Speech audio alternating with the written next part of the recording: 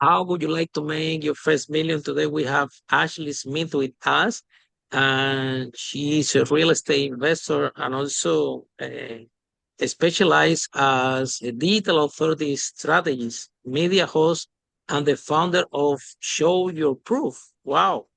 Through her 2 decades of entrepreneurship and industry leadership, including serving as board chair of and media spokesperson representing over 14,000 real estate professionals, Adley has tracked a massive silent shift in how business and services are discovered. So, Ashley, tell us, in your opinion, what are the 5 steps you recommend entrepreneurs in order to make the first million? Welcome to Unstoppable Podcast with Harry Sardinas, inspiring conversations with influential millionaires, investors, thought leaders, entrepreneurs who are making a massive difference with their innovative products and services, and sharing the challenges and wisdom of how they sold their first million. Well, hi, Harry. Thank you so much for having me today. As you mentioned, my background's in real estate, and clearly a number of people have made their first million through real estate investment. I also know a number of people who've made their first million as salespeople and people in businesses adjacent to real estate. Today, I'm going to talk about something a little bit different because I think you can go to a lot of places for how to invest in real estate and get real estate advice in that way. And right now, at least where I'm from in Vancouver, Canada, the market is challenged, and but there's a lot of opportunity. But I'm going to save the advice on that for another day. What I am talking to a lot of professionals and entrepreneurs about, whether they're sort of starting their entrepreneurial journey or whether they are mid-career and really looking at how to optimize their last 10 years in their business, is really looking at where the landscape is going and how to make sure amongst all of this change that's happening, whether it's economical, whether it's geopolitical, whether it's technological, how do we all start positioning ourselves for success, not necessarily knowing what things look like around the corner, right? And so what I am advising people to do today is to start thinking about how to make sure they're really in that top 5% of people in their field, in their lane, in their expertise, in their profession. And so this is less about investment in outward assets, but how to invest in yourself so you can be worth this kind of money. So people pay you your first million, particularly if you can be like climb all the way to the top 1%. So what I mean by that, the thing that I talk about is around visibility and trust in sort of this AI era, as things are changing, as consumer behavior is changing, even as B2B partnership trust is changing. How do we know the people we want to either work with or hire are actually worth the money we're going to pay them? How do we know they're going to give us the value? And, as I mentioned, my background's in real estate, a very traditionally very relationship-driven business, very much where a lot of the most successful people, actually, it's hard to find much about them online. They've really been rooted and grounded in their real world reputation, their real world network, their real world results. But now more and more, even when people who've worked with these people in the past look them up, they want to make sure that they're up to date, that they're modern, that they can help solve the problems that they need help with, right? And so more and more what we're seeing are professionals, even leaders, top 1 to 5% people who are starting to notice a friction in how the world is changing and how people are vetting them and trusting them and hiring them. And this is particularly important in high ticket types of service. So real estate's a great example, but it's not the only one, because you're dealing with really important assets, really important decisions. And often, if you're a client of one of these service providers, you're paying big money, right? And depending where in the world you are, it could be hundreds of thousands of dollars for a commission check, right? So the 5 steps that I'm talking about are really around how to be as visible and searchable and discoverable and proving that value. So I talk about this proof system and the lens of proof and the proof gap. And the proof gap is the disconnect between your real world expertise and your real world reputation and all the things you're wonderfully amazing at and how it shows up online when people search you. And if they're not finding why you're the best, then you have a gap. If customers or clients or business partners are looking for recommendations through AI search and you're not showing up, but you are in that top tier, then there's a gap. And now if you're a young professional and you're a new emerging entrepreneur, this is a huge opportunity because all of these, trusted professionals and businesses who are actually like your biggest competition, a lot of them are invisible. So if you're emerging and working towards your first million, that's a huge opportunity. So let's look at these proof system. So I'll go through it quickly and then we can dive into it as deeply as you want, but you can just use the word proof as the acronym. Okay. Proof is around P is for positioned.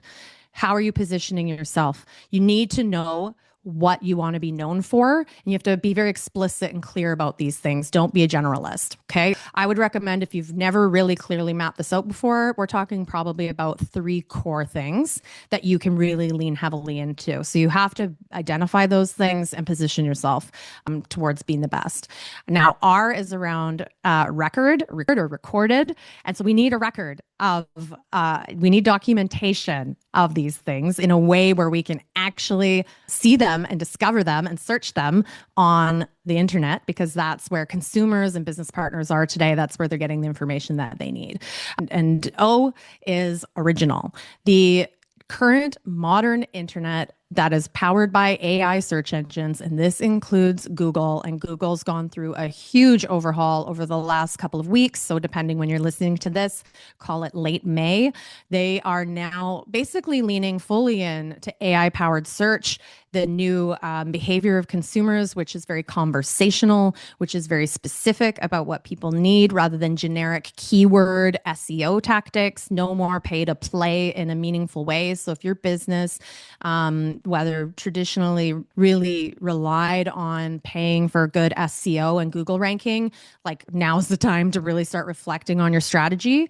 But if you're an emerging entrepreneur, this is something really important to know, like how to think about how to get your original insights or your original value proposition and record of your, original expertise and skill documented on the internet. And the reason original matters is because search engines want things that are authentic, that are rooted in real human experience, that can be vetted, that can be kind of the search engines have their ways, let's just put it that way, of determining whether content that's on the internet is regurgitated, repeated, duplicated, copy pasted, AI slop, right? So when you can share your original insights, when you can share your original point of view and perspective, showcase your depth, your judgment, that adds a lot of value, and that heavily increases your chance of being recommended through search engines.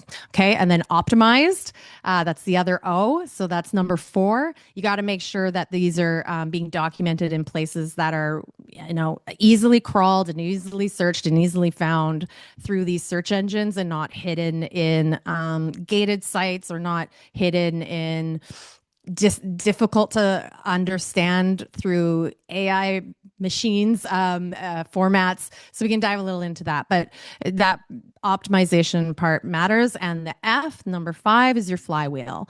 And so if we can do all these first 4 things, there are ways to kind of really start getting your expertise working for you 24/7, make you look hireable, make you look worthy of trust, worthy of getting paid. And we can talk a bit about that. And my emphasis on all of this is it doesn't have to be hard. Because I've put this out in this 5-point system, it might sound a little bit like, oh my gosh, I need to be a content creator, I need to be an influencer, I need to start doing all this stuff. That is not what I'm saying. So we'll dive into that. And if I had another F, I would start talking about being featured. And so we can talk a bit about that, but that plays into the flywheel. How to you get platformed by other trusted sources online that showcases that you are the person to be called, the person to be hired, or the business to be, chosen first. So we can dive into that. So yes, proof is my 5-step system to making your first million, or maybe making your, fifth million, depending where you are in your career. So yeah, we can expand a little bit on this because we have the way that people search have changed, and with that the behavior, right?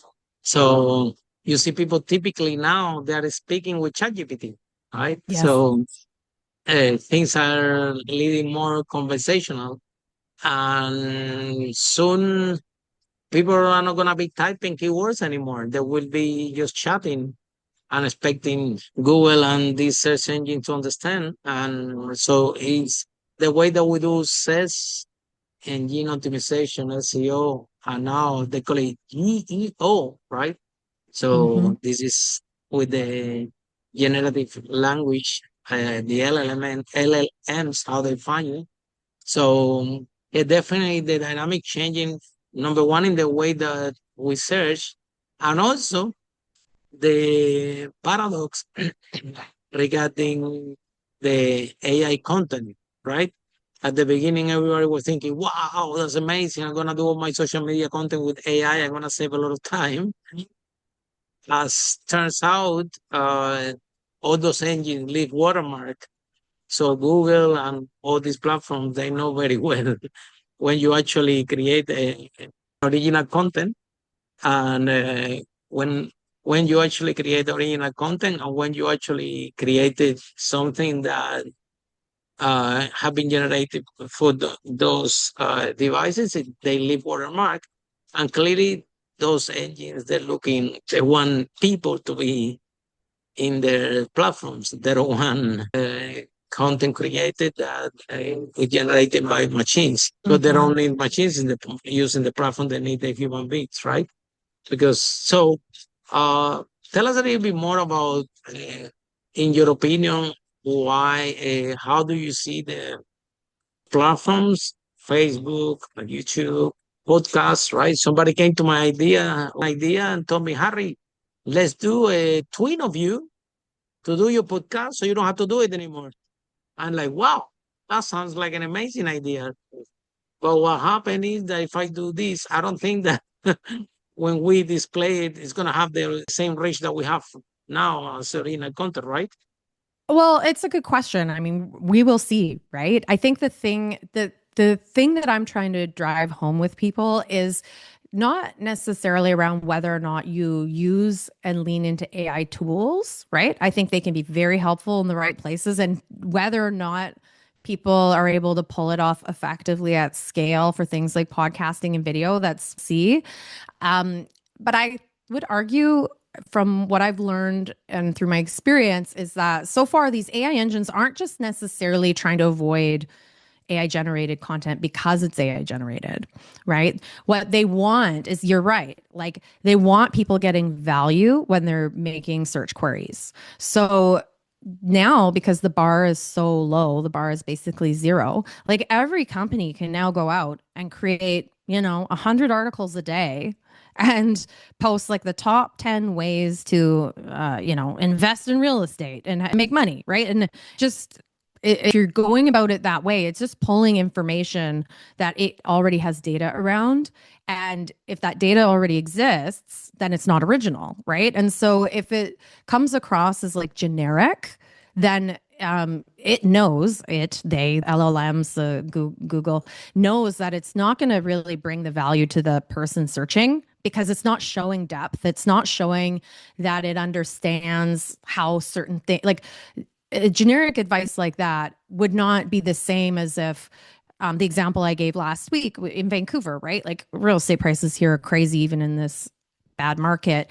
But, if you're a real estate investor and you have a multifamily property where I live in British Columbia, there's also a ton of regulation. There's a ton of things that you can't Airbnb property. There's certain regulation about how you can increase rental rates, how you give, like it's highly regulated in favor of the tenants and renters.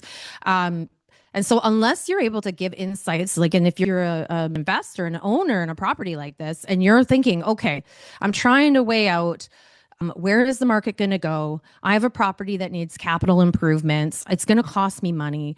I have all these, I'm not able to make the money through the current rents because it's challenged right now. Like, you really need an advisor who understands the nuance and who can help you also think, okay, we can't predict the future, but based on their experience, this is what we might expect and how we might see the market changing over the next 5 years. And then you debate, are we looking at monthly investment and revenue versus long-term capital gain type of investment? So my point is, people that know their stuff know how to touch on these things. So it doesn't mean you can't. This is one of the things I recommend people do. If you're comfortable to have hop on a weekly Zoom call with someone, maybe even in the exact same field you're in, but in a different market, right? So I'm in Vancouver, maybe someone that investment advisor speaks to someone who does the same thing over in Toronto. They meet once a week. They talk about the market. They talk about how they guided a client through a challenge while keeping private information private. And they just hit record. They keep it simple. They don't worry about production costs. They don't worry about an audience even. This is the big thing I'm trying to encourage people. If they're not interested in being content creators, you actually don't need an audience for this to matter. But publish those conversations through podcast feeds, which is very easy to do that part, and start getting those conversations indexed by Google, indexed and read and crawlable through those ChatGPT. And they can then start recognizing the depth that you have as a practitioner, as a business. And, depending on what business you're in, I can see there's different versions of how to do this.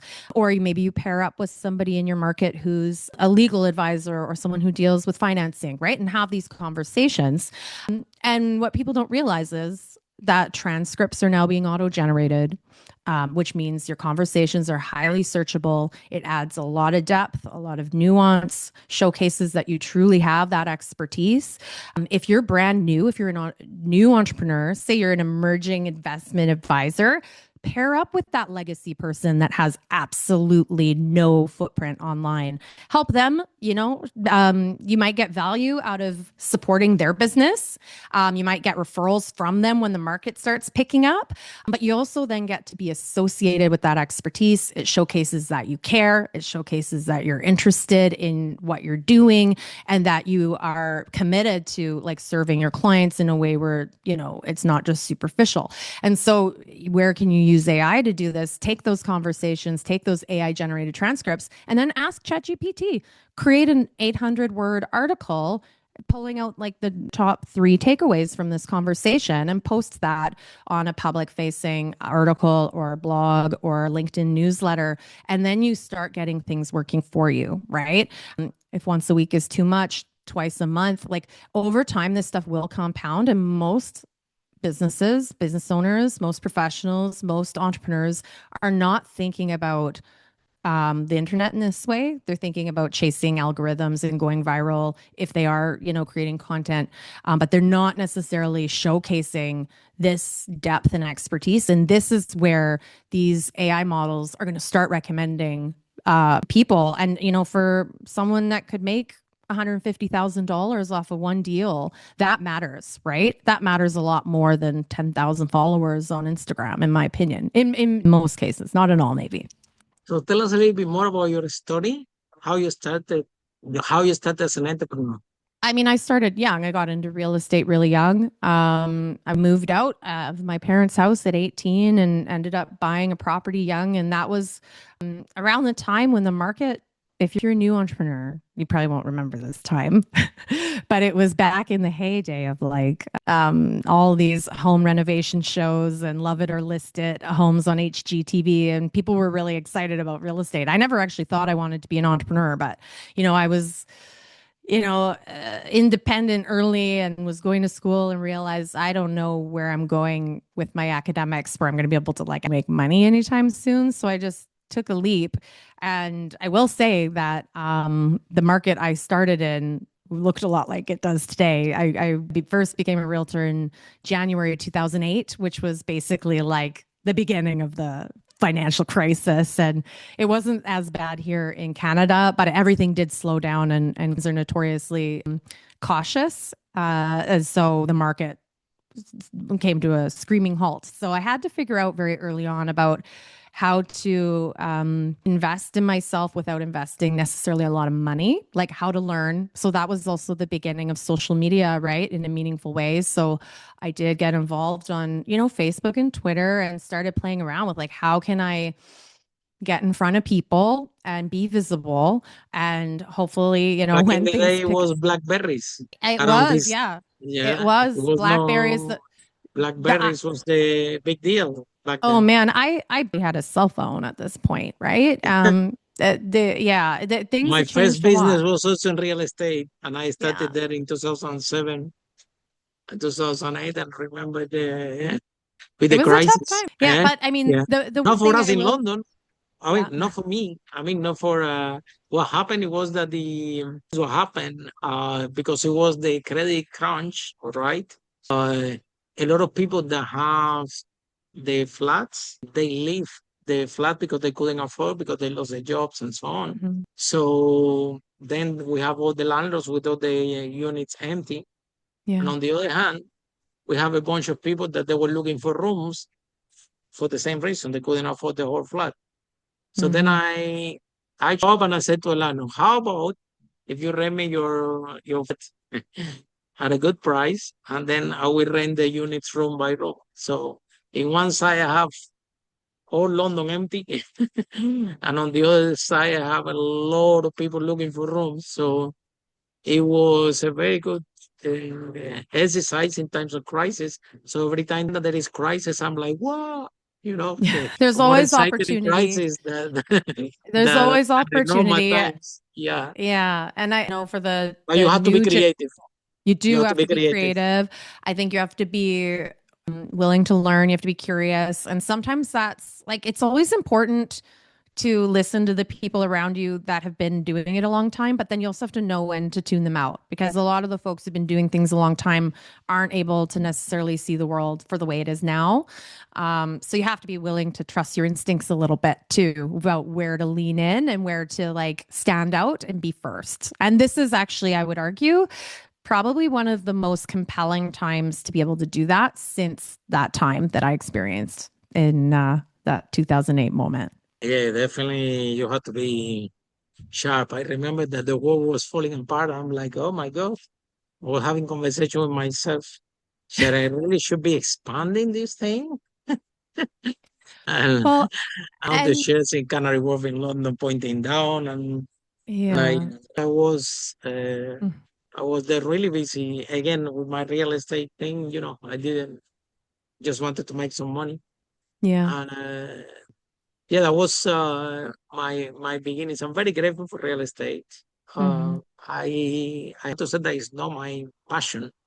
My my plan is speaking in public. I do the conference that I do all over the world: Singapore, Hmm. Dubai, Mexico, Peru, United Kingdom, US.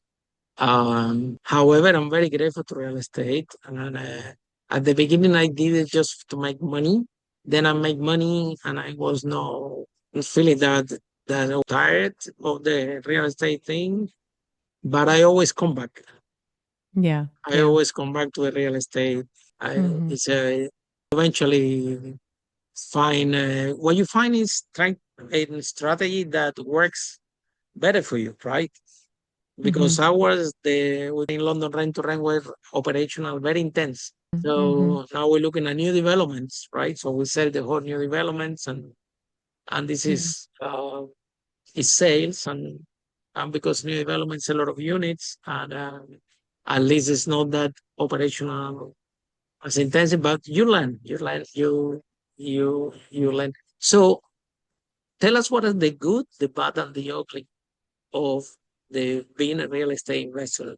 Because out of the 500 millionaires we interviewed in this podcast, one of five are real estate millionaires.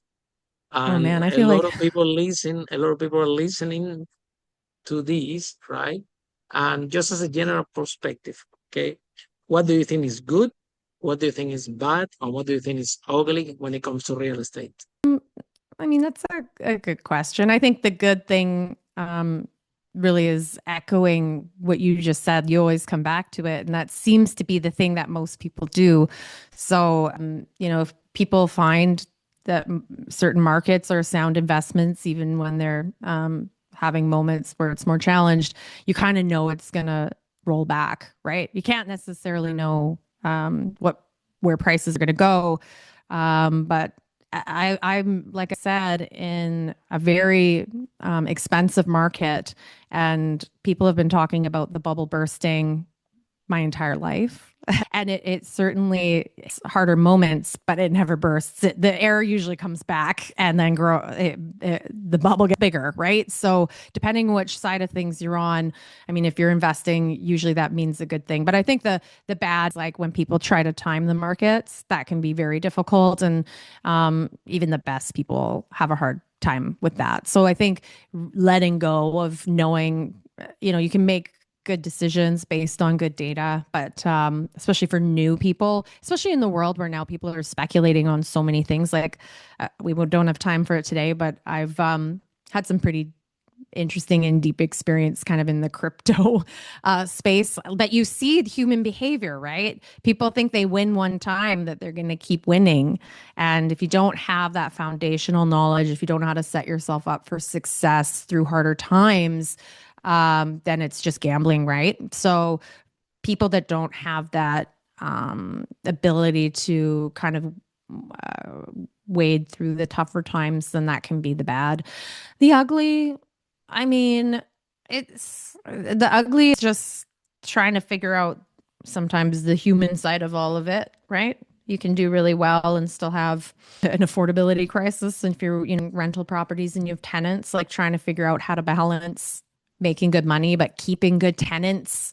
And that can go really good, or it can be ugly depending on how you want to run your business, right? So that's more of a personal reflection, I suppose. But that's the big topic where I live and has been for as long as I've been around. And when I was spokesperson for our industry, it was, I got called all the time to talk on the news about how housing is unaffordable to buy or to rent and what that meant, right? So that, I think, though, means there's really neat opportunities for innovative development, but that's conversation is for another day. So if someone is in love with this conversation, how people can find you, how this process works? Sure. Yeah. Hey, I appreciate it. I don't know if you put links in the show notes at all, but my name is Ashley Smith. I have a super common name, which is one of the reasons why I think it's so important to design an intentional online presence so people can find you. So the easiest way to find me on like all social media platforms is at Ashley Smith Now. At Ashley Smith Now. And my website is ashleysmith.now. And you can even email me, ashley@ashleysmith.now. But if you head to proofplaybook.com, that do a lot of the insights about like some of the things I'm talking about here, what you can do to start working towards being really intentional about your online presence.